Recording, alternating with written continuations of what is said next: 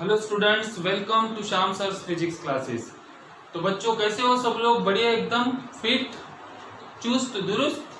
तो जैसे कि हम बात कर रहे हैं, हमने जो हमारा इंट्रोडक्शनरी लेक्चर था फिजिक्स का, उसमें हमने बात की थी तो कि फिजिक्स क्या है, फिजिक्स का क्या इम्पोर्टेंट रोल है हमारे करियर में।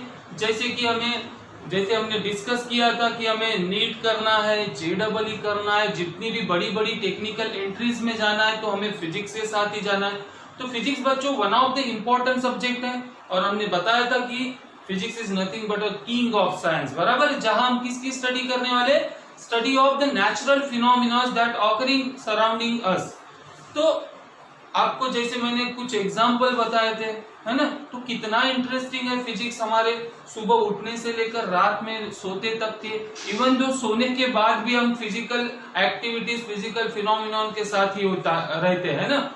सो physics is one of the most important and easiest subject if you think, है ना। अगर आप सोचोगे कि फिजिक्स डिफिकल्ट है तो आपको डिफिकल्ट ही लगने वाला है। तो अगर हमें फिजिक्स में इंटरेस्ट लेकर पढ़ेंगे, उसमें क्यूरियोसिटी लाओगे आप कि इसमें क्या होता है, कैसे होता है, उसको समझने की कोशिश करोगे, कॉन्सेप्ट को समझोगे, तो आपको फिजिक्स बच्चों कभी भी डिफिकल्ट नहीं लगने वाला। ठीक है, तो ये चीजें तो हमने पिछले क्लास में डिस्कस की थी इंट्रोडक्शन में।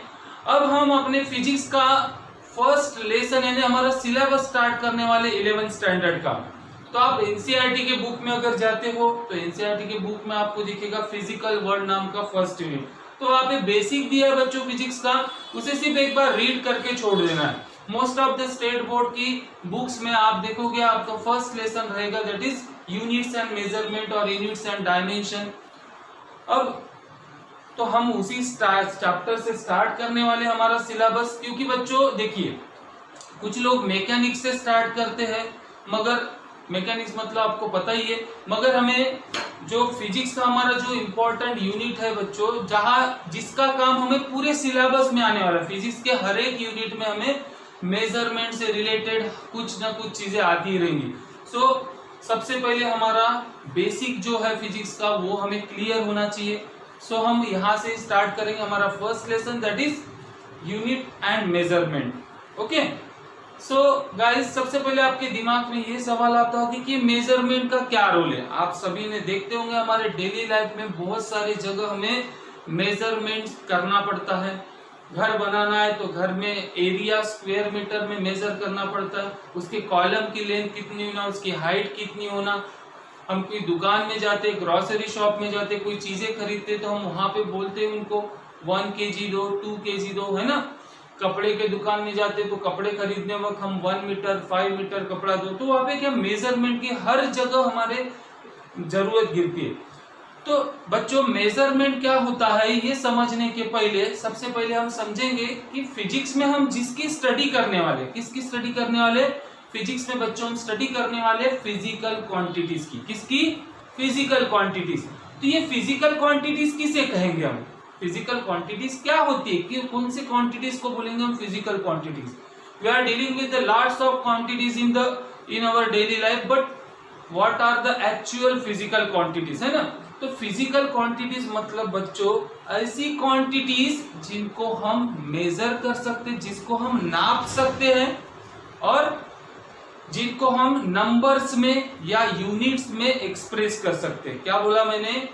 Those quantity which can be measure, जिनको हम नाप सकते हैं, और which can be expressed in number and its unit, that is called as physical quantity.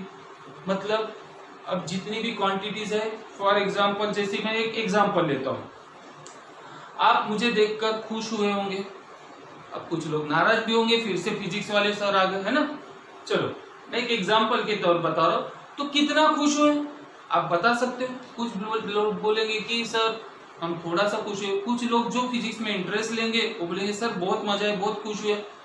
पर आप इसको काउंट कर सकते हो क्या नंबर में? कितना खुश हुए? मैं 10 गुना खुश हुआ, 5 गुना खुश हुआ, ऐसा कभी बोलते हैं हम? कोई दुखी हुए थे, कितना दुखी हुए? ये फीलिंग्स है, इन फीलिंग्स को हम एक्सप्रेस कर सकते हैं क्या नंबर्स में? नहीं। जैसे आपके सामने 2 पेंटिंग्स रखी गई है ना। अब आपको कहा गया कि 2 पेंटिंग में से कौन सी पेंटिंग अच्छी है, तो किसी को पहली पेंटिंग ज्यादा अच्छी लगेगी, वो बोलेंगे यार पहली पेंटिंग दूसरे पेंटिंग से बहुत अच्छी है।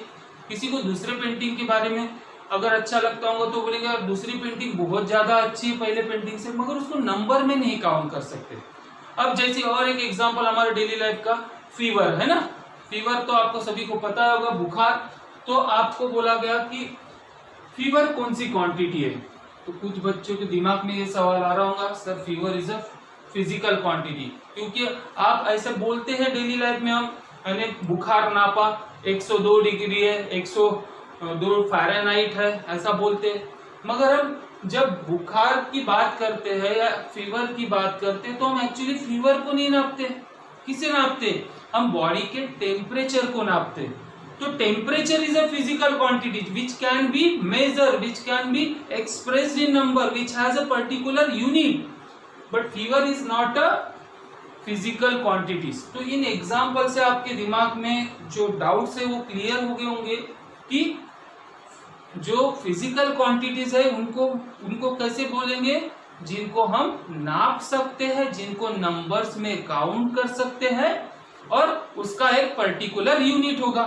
सो फिजिकल क्वांटिटीज क्या बोला है, the quantities which can be measured and express in terms of number and unit are called physical quantities. तो कौन से एग्जाम्पल है बच्चों फिजिकल क्वांटिटीज की अगर बात करेंगे तो?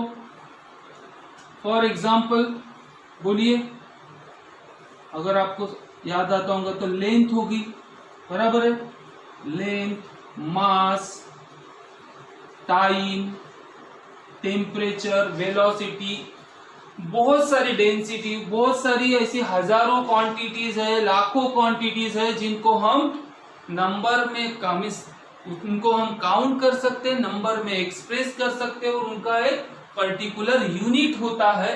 तो ऐसे सभी क्वांटिटीज को हम क्या बोलेंगे बच्चों? Physical quantities. तो फिजिक्स में हमें किसकी स्टडी करना है? We have to study the physical quantities. ठीक है, इतनी चीज क्लियर हो गई। अब बात करते मेजरमेंट क्या है।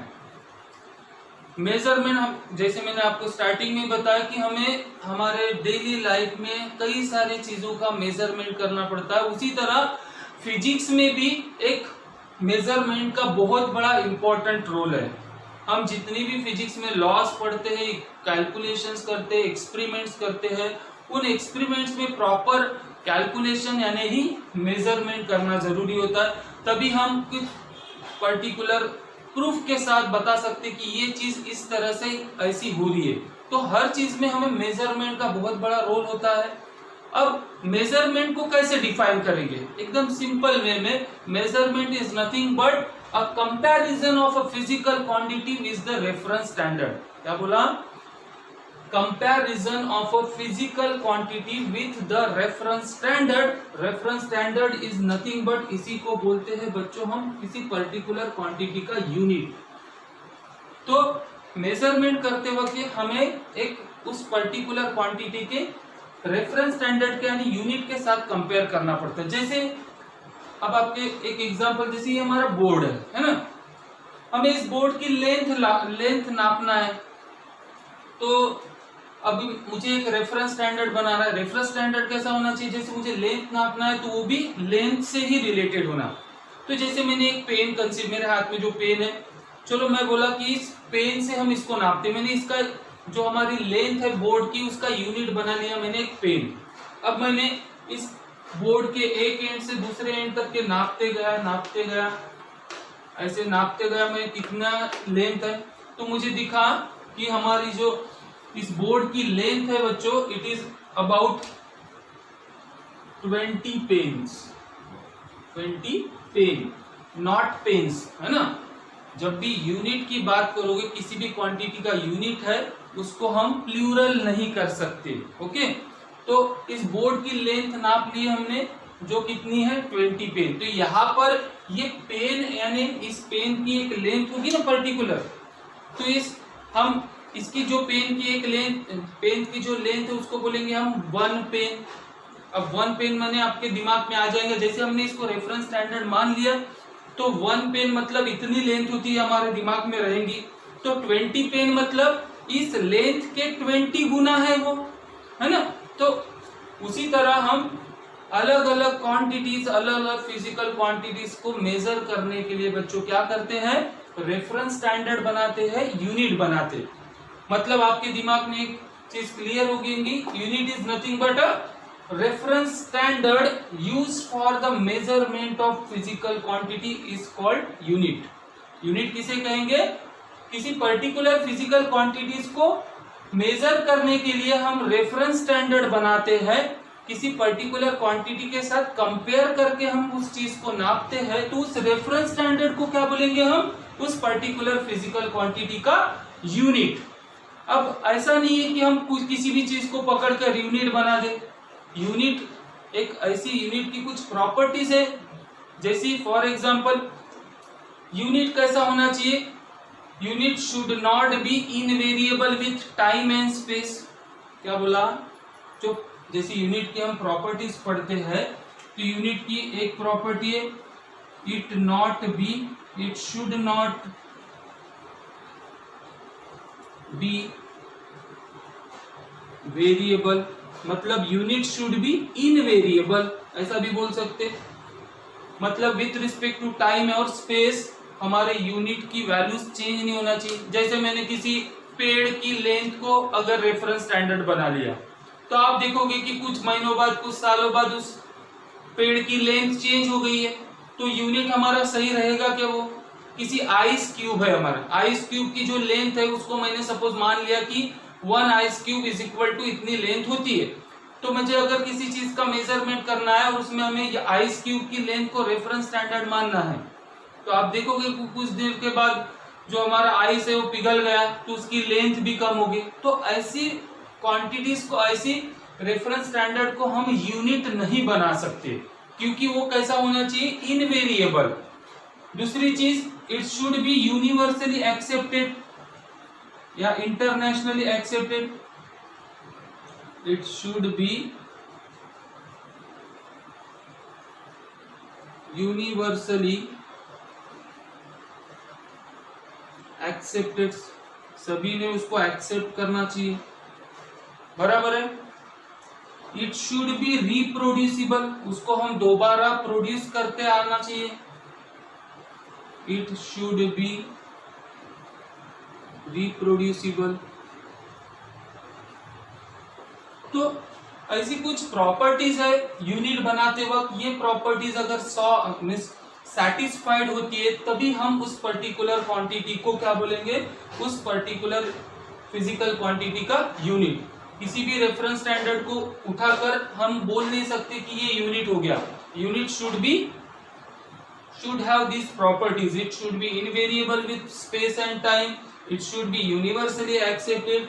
It should be reproducible. अगर एक जैसा एक पेन हमारा खो गया, गायब हो गया, तो इसको हम दोबारा ऐसे ही एग्जैक्ट पेन बनाते आना चाहिए। और ये सिर्फ हमारे लिए, हमारे तक सीमित नहीं है, पूरे वर्ल्ड के लिए ये चीज कॉमन होना चाहिए।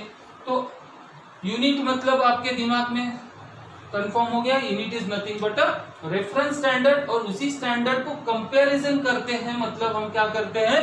किसी भी फिजिकल क्वांटिटी का मेजरमेंट करते हैं। अब यूनिट तो आपको पता ही है, जैसे हम लेंथ को मेजर करते मीटर में करते, सेंटीमीटर में करते, वो सब क्या है? उस लेंथ के रेफरेंस स्टैंडर्ड है। आप तो कपड़े की दुकान में जाओगे, बोलोगे मुझे 5 मीटर कपड़ा होना, तो उनको पता है कि 1 मीटर लेंथ यानी इतनी होती है, तो क्या करेगा? वो उसको 5 टाइम्स मेजर करेगा, तो वो बोलेगा ये लो आपका 5 मीटर कपड़ा। मतलब उसके पास एक रेफरेंस है, लेंथ 1 मीटर यानी इतनी होती है करके उसके पास एक रेफरेंस है। उस रेफरेंस का यूज करके वो कितनी भी लेंथ को क्या कर सकता है? मेजर कर सकता है, बराबर है। तो यूनिट क्या होता है उसको और हम अच्छे से समझते हैं। तो बच्चों, जैसे हमें किसी फिजिकल क्वांटिटी को नापना है, उसका मैग्नीट्यूड निकालना है, तो हम कैसे एक्सप्रेस करते हैं फिजिकल क्वांटिटी को? जैसे हमने बात कर चुके हैं, तो हम क्या बोलते हैं? The magnitude of physical quantity, magnitude of physical quantity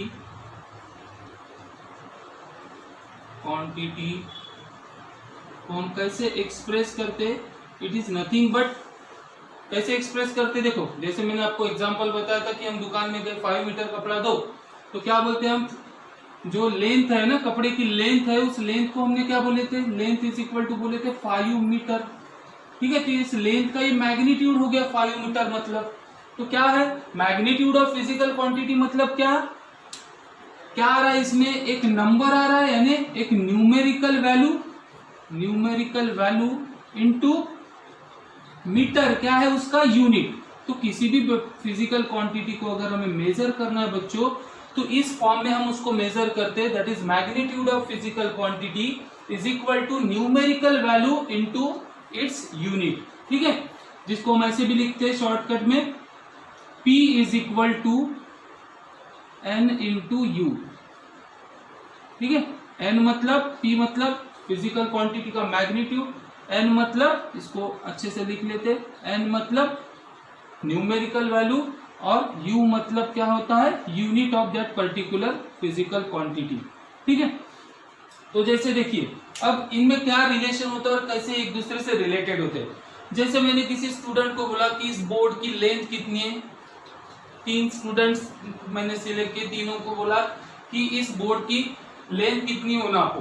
ठीक है, तो एक स्टूडेंट ने बोला it is equal to 2 metre. ठीक है, एक ने बोला इसको L2 यानी सेकेंड स्टूडेंट ने बोला it is equal to suppose 200 centimetre, और एक स्टूडेंट ने बोला सर इसकी लेंथ तो 2000 मिलीमीटर है। तो अब किसने सही लेंथ बताया इस बोर्ड की? तो वैसे देखा जाए तो ये तीनों ही लेंथ, ये तीनों ही आंसर एकदम सही है। ठीक है, 2 मीटर को ही हम 200 सेंटीमीटर बोल सकते हैं। आपको पता होगा conversion factor 1 metre is equal to 100 centimetre, या इसी 2 मीटर को हम 200 मिलीमीटर भी बोल सकते हैं। तो क्या हुआ, तीनों का आंसर सही है, मगर तीनों का उसका मैग्नीट्यूड एक्सप्रेस करने का तरीका अलग अलग है। एक ने यूनिट यूज किया है उसका मीटर, एक ने यूनिट यूज किया है सेंटीमीटर, और दूसरे ने तीसरे ने क्या यूनिट यूज किया उसका मिलीमीटर। तो बच्चों देखिए ये मैंने क्या बोला, ये तीनों ही मैग्नीट्यूड इक्वल है, बट तीनों का तरीका अलग अलग है मेजरमेंट करने का, मगर तीनों का आंसर जो है वो सही है। तो हम क्या कर सकते हैं बच्चों, इधर ध्यान दीजिए। जैसे मैग्नीट्यूड ऑफ फिजिकल क्वांटिटी मतलब क्या बोला मैंने, उसकी न्यूमेरिकल वैल्यू इनटू उसका यूनिट। तो आप देखिए ये यहाँ पर जो यूनिट है वो मीटर है, तो उसके साथ जो न्यूमेरिकल वैल्यू है वो 2 है। यहाँ पर यूनिट क्या ले रहे हैं हम सेंटीमीटर, तो उसके साथ न्यूमेरिकल वैल्यू है 200, और यहाँ पर यूनिट ले रहे हैं मिलीमीटर, तो उसके साथ न्यूमेरिकल वैल्यू है 2000। तो आप सभी को पता होना ही चाहिए, पता होगा ही कि मीटर जो है सेंटीमीटर से बड़ा यूनिट है, और सेंटीमीटर जो है वो मिलीमीटर से भी बड़ा यूनिट है। इसका मतलब क्या, जिस मैग्नीट्यूड में, जिस फिजिकल क्वांटिटी के मैग्नीट्यूड में न्यूमेरिकल वैल्यू बड़ी होगी तो उसका जो यूनिट होगा वो छोटा हो जाएगा। क्या बोल रहा हूं मैं, जैसे मीटर एक बड़ा यूनिट है एज कंपेयर टू मिलीमीटर, तो मीटर के साथ जो न्यूमेरिकल वैल्यू है वो छोटी है, क्योंकि ये एक बड़ा यूनिट है लेंथ मेजर करने का। और मिलीमीटर के साथ 2000 आया, बट उसका जो यूनिट है मिलीमीटर, ये स्मॉलर यूनिट है लेंथ मेजर करने का, इसलिए उसके साथ जो न्यूमेरिकल वैल्यू आई है वो बड़ी आई है। मगर मैंने क्या बोला, ये तीनों ही आंसर इक्वल है। इसका मतलब क्या, हम ऐसा कंपैरिजन कर सकते हैं, N1U1 is equal to N2U2 is equal to N3U3। तो इस तरह से हम एक्सप्रेस कर सकते हैं। समझ में आ रहा है?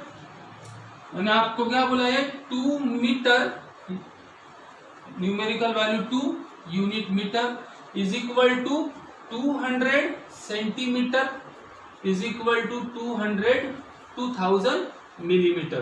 तो इस तरीके से बच्चों हमें यूनिट्स का मैग्नीट्यूड के साथ, जैसे हम मैग्नीट्यूड निकालते हैं किसी फिजिकल क्वांटिटी का, तो ये रिलेशन फॉलो होता है। तो इसको अपनी कॉपी में नोट डाउन करना है हमें।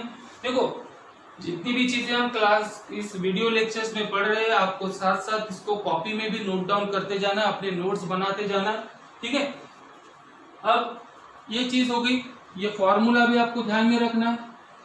किसी भी क्वांटिटी का मैग्नीट्यूड अगर हम निकाल रहे फिजिकल क्वांटिटी का, तो इस टर्म में निकालते हैं। फिजिकल क्वांटिटी का magnitude is nothing but the numerical value into its unit.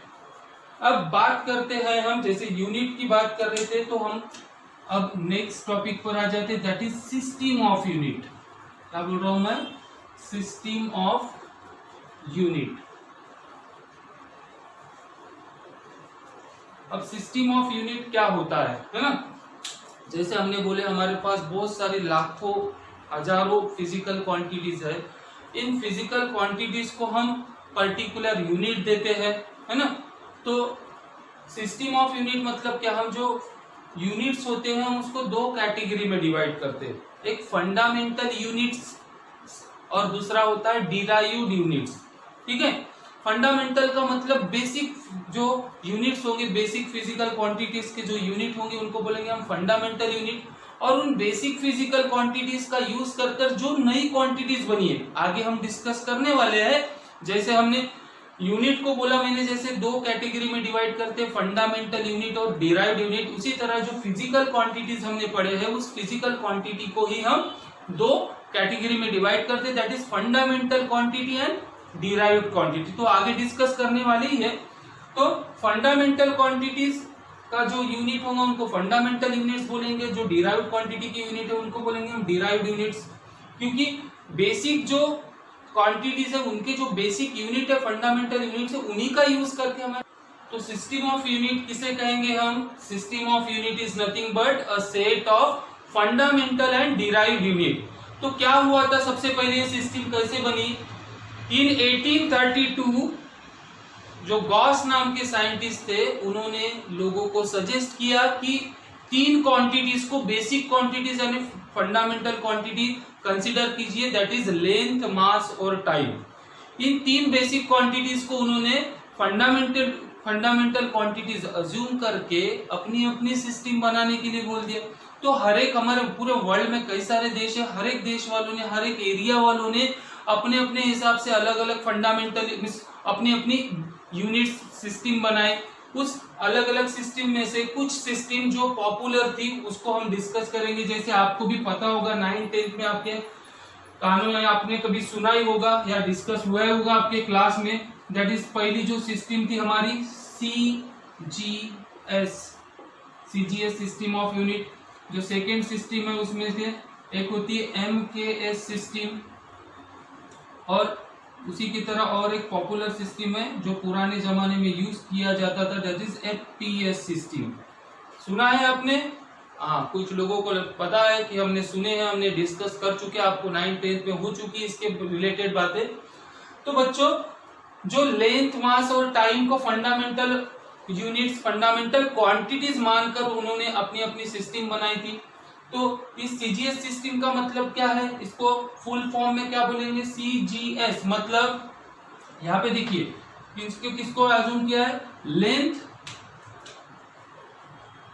मास और टाइम, इन तीन फिजिकल क्वांटिटीज को क्या माना गया है? Fundamental quantity. तो उनके वजह से ये सिस्टम क्या बन गई हमारी?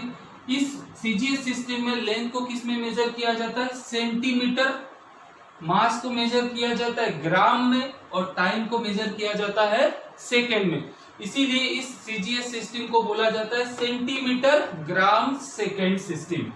क्या बोला मैंने? सेंटीमीटर ग्राम और सेकेंड। ओके, उसी तरह दूसरी जो सिस्टम है एमकेएस, इस सिस्टम में भी लेंथ, मास और time as a fundamental unit, fundamental system थी, फंडामेंटल क्वांटिटीज थी। तो यहाँ पर जो फंडामेंटल क्वांटिटी हमारी लेंथ उसको मेजर किया जाता था मीटर में, के मतलब जो हमारा मास है उसको मेजर किया जाता था किलोग्राम में, और टाइम को अगर सेकेंड में। जो थर्ड सिस्टम है, this system is popular in a British Nations, जहां जहां ब्रिटिश लोगों का साम्राज्य था वहां पर इस सिस्टम का यूज किया जाता था। इवन दो हमारे कंट्री में भी हम जब अंग्रेजों के हाथ में थे, मतलब हम बिफोर इंडिपेंडेंस, तो हमारे एरिया में भी, हमारे देश में भी ये सिस्टम का यूज किया जाता था। ठीक है, तो ये ब्रिटिश नेशन जितने भी हैं वो इस सिस्टम का यूज करते थे। इस सिस्टम में जो लेंथ है बच्चों, लेंथ को मेजर किया जाता है फुट में, मास को मेजर किया जाता है पाउंड में और टाइम को मेजर किया जाता है सेकेंड में। So this is a foot pound second system. तो बच्चों ये जो तीन जो बेसिक सिस्टम थी यूनिट्स की, मतलब ये CGS system, MKS system, FPS system, ये कब तक के पॉपुलर थी? जब तक के इंटरनेशनल लेवल की बात नहीं है। अब जब इंटरनेशनल लेवल की बात आई तो आपको जैसे बताया, हमने डिस्कस किए क्या क्या दिक्कतें आई, जो साइंटिफिक डाटा है, एक्सपेरिमेंटल रिजल्ट्स है और कोई चीजें शेयरिंग करना है, उसमें हमें दिक्कत आना चालू हुई। तब इन 1960, क्या बोला, इन 1960 जो मैंने आपको बताया एक कमिटी होती है वेट एंड मेजर्स नाम की, तो इंटरनेशनल लेवल पर पेरिस में 11th कॉन्फ्रेंस मीटिंग, 11वीं कॉन्फ्रेंस मीटिंग में ये डिस्कस किया गया कि ये जो सिस्टम्स है इसमें हमें जो दिक्कतें आ रही है शेयरिंग की, तो क्यों ना एक ऐसी सिस्टम बनाई जाए जो पूरे वर्ल्ड के लिए कांस्टेंट रहे, जहां पर ये दिक्कतें नहीं आई इंटरनेशनल लेवल पर। तो उस मीटिंग में एक नई सिस्टम के बारे में डिस्कस किया और उसको बनाया गया, that is called as international system of unit, international system of units, जिसको हम शॉर्ट में बोलते हैं abbreviated as SI system of unit. ठीक है, तो अभी हम इस एसआई सिस्टम के साथ ही डील करते हैं। उसके बाद जब से ये यूनिट बनी है, जब से ये सिस्टम बनी है, इंटरनेशनल लेवल पे जब भी बात होती है तो इस सिस्टम में ही मेजरमेंट किया जाता है। अब इस इंटरनेशनल, जैसी हमारी पुरानी जो सिस्टम थी उसमें हमने लेंथ, मास और टाइम यानी तीन ही फंडामेंटल क्वांटिटीज और तीन ही फंडामेंटल यूनिट्स थी इस सिस्टम में इंक्लूड। मगर इस एसआई सिस्टम में जो नई इंटरनेशनल लेवल की सिस्टम बनी उसमें टोटल 9 फिजिकल क्वांटिटीज को जगह दी गई एज अ फंडामेंटल क्वांटिटी, यानी हमारे उस नए एसआई सिस्टम में 9 फंडामेंटल यूनिट्स बनाए गए। तो कौन से है वो 9 फंडामेंटल यूनिट्स, यानी उन 9 फंडामेंटल यूनिट्स के साथ जुड़ी हुई कौन सी 9 फंडामेंटल फिजिकल क्वांटिटीज है। तो 9 फिजिकल क्वांटिटीज को एज अ फंडामेंटल क्वांटिटीज करके जगह दी गई, यानी ही उन 9 क्वांटिटीज के यूनिट को फंडामेंटल यूनिट्स करके जगह दी गई। वो 9 क्वांटिटीज है जिसमें से पहली 7 क्वांटिटीज है हमारी length, mass, time, temperature, amount of substance, electric current and what, luminous intensity. इसको एक सीक्वेंस में याद करते हैं हम, length, mass, time, temperature, electric current, luminous intensity and amount of substance.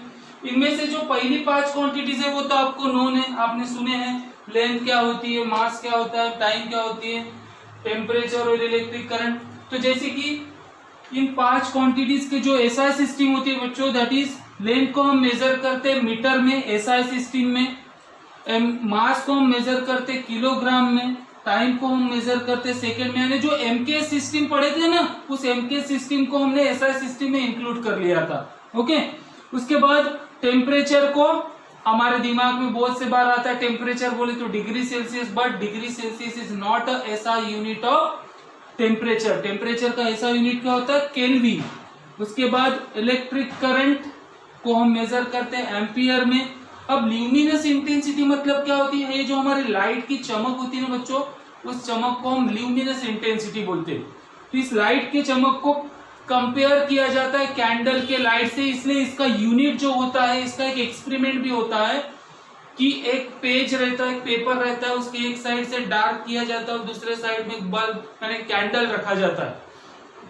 उसको ग्रीस वगैरह लगाकर एक पेपर को एक साइड से कलर किया जाता है, ग्रीस जो हम ऑयल जो गाड़ियों में यूज करते, और एक साइड में क्या करते, बल्ब रखते और दूसरे साइड में नंबर ऑफ कैंडल्स। जैसे जैसे एक एक कैंडल्स बढ़ाते जाते हैं, कैंडल की रोशनी बढ़ती जाती है, और एक समय आता है कि जो लाइट मीन्स कैंडल की जो लाइट है वो उस बल्ब के लाइट के बराबर हो जाता है, और दाग जो हम ग्रीस का उस पेपर के ऊपर बनाए रहते हैं, वो दाग जब डिसअपियर हो जाता है तब बोलते हैं कि इस लाइट की जो इंटेंसिटी, बल्ब की जो इंटेंसिटी उस कैंडल्स के बराबर है।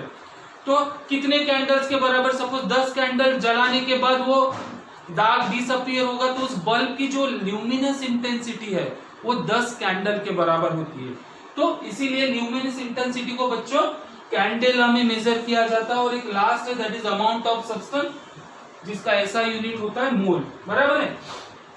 अब देखो इनकी यूनिट को जो हम सिंबॉलिकल फॉर्म में रिप्रेजेंट करते हैं, तो देखिए आप क्या दिख रहा है, लेंथ को हमने डिनोट किया स्मॉल m से, it should not be capital M। मास के जो ऐसा यूनिट है it is small k small g that is kg। Time को हम स्मॉल s में रिप्रेजेंट करते हैं, SEC लिखना नहीं चाहिए, ऐसा यूनिट जो होता है टाइम का वो स्मॉल s होता है। टेम्परेचर का जो ऐसा यूनिट होता है केल्विन, तो कैपिटल K लिखते हैं। इलेक्ट्रिक करंट का जो ऐसा यूनिट होता है एम्पियर, तो एम्पियर के लिए जो सिंबल होता है that is capital A। Luminous intensity का जो यूनिट होता है कैंडेला, उसके लिए CD small c small d, और अमाउंट ऑफ सब्सटेंस के लिए मोल दैट इज स्मॉल MOL। अब आप यहाँ पे एक चीज ऑब्जर्व कर रहे होंगे कि यार ये कैसा हो रहा है, कुछ ऐसा कुछ जो फिजिकल क्वांटिटीज है उनके ऐसा यूनिट को हमने स्मॉल लेटर्स में लिखा है, और कुछ फिजिकल क्वांटिटीज है जिनके ऐसा यूनिट को हमने उनके ऐसा यूनिट के सिंबल को हमने कैपिटल लेटर से डिनोट किया। तो इसके पीछे भी बच्चों एक क्या बोलते हैं रूल है, जितने भी फिजिकल यूनिट्स है उनके जो एसआई सिस्टम के उसके जो एसआई यूनिट है वो अगर किसी पर्सन के नाम से शुरू होते like ampere, kelvin, joule, Newton, है ना, ऐसे जितने भी एसआई यूनिट है जो किसी पर्सन के यानी साइंटिस्ट के नाम से शुरू होते उनको हम कैपिटल लेटर से सिंबॉलिकली रिप्रेजेंट करेंगे। जैसे हमें जूल लिखना है तो कैपिटल जे लिखते, है ना, याद आ रहा है। केल्विन लिखना है तो कैपिटल के, एम्पियर लिखना है तो कैपिटल ए। ऐसे जितने भी एसआई सिस्टम है जो किसी पर्सन के नाम से शुरू होते they are represented in a symbolic form by capital letter. और जैसे मीटर हो गया, किलोग्राम हो गया, सेकेंड हो गया, कैंडल हो गया, ये किसी पर्सन के नाम नहीं, तो it should be denoted by small letter in a symbolic form. ठीक है, तो ये रूल्स होते हैं सिंबल्स के, कैसे इसको रिप्रेजेंट किया जाए। और एक चीज याद रखना है आपको, जब भी हम किसी सिस्टम में जब भी हम न्यूमेरिकल सॉल्व करते हैं, हमारा फोर्स का आंसर आ गया, suppose F is equal to हमारे फोर्स का आंसर आ गया 10 न्यूटन, तो हम ऐसा कभी नहीं लिखना 10 न्यूटन फुल स्टॉप। ठीक है, फुल स्टॉप हो गया, कॉमा हो गया, not any punctuation mark which are used in English is not applicable. यहाँ पे हम उसको अलाउड नहीं कर सकते। फुल स्टॉप हो गया, कॉमा हो गया, ये कभी भी सिंबल के बाद नहीं लिखा जाता। उसी के साथ कभी भी सिंबल को प्लूरल फॉर्म में नहीं लिखा जाता। जैसे न्यूटन 10 न्यूटन है तो उसको 10 न्यूटन्स नहीं बोल सकते। ठीक है, तो ये कुछ बेसिक चीजें हैं जिसको आपको याद रखना है। तो जैसे ये 7 फिजिकल क्वांटिटीज बोले, जैसे हमने length, mass, time, temperature, electric current, luminous intensity, amount of substance, है ना, ये जो 7 फिजिकल क्वांटिटीज है बच्चों, इनके अलावा कुछ और 2 फिजिकल क्वांटिटीज है जिनको हम सप्लीमेंट्री यूनिट्स और सप्लीमेंट्री क्वांटिटीज बोलेंगे, that is plane angle and solid angle. ठीक है, तो एंगल का मेजरमेंट करते हैं ना, तो उसमें 2 टाइप्स के एंगल्स बनते हैं, that is plane angle and solid angle. Plane angle को हम एसआई सिस्टम में मेजर करेंगे रेडियन में, और सॉलिड एंगल जो है उसको मेजर करेंगे स्टेरेडियन में। Symbolically, radian are represented as RAD, that is rad, और solid angle को हम symbolic form में SR में लिखेंगे, small s small r। तो ऐसे तो जैसे SI सिस्टम में हमने इन 9 क्वांटिटीज को फंडामेंटल क्वांटिटी बोला है, और इन 9 क्वांटिटीज के जो SI यूनिट है उनको fundamental units of the system बोले हैं।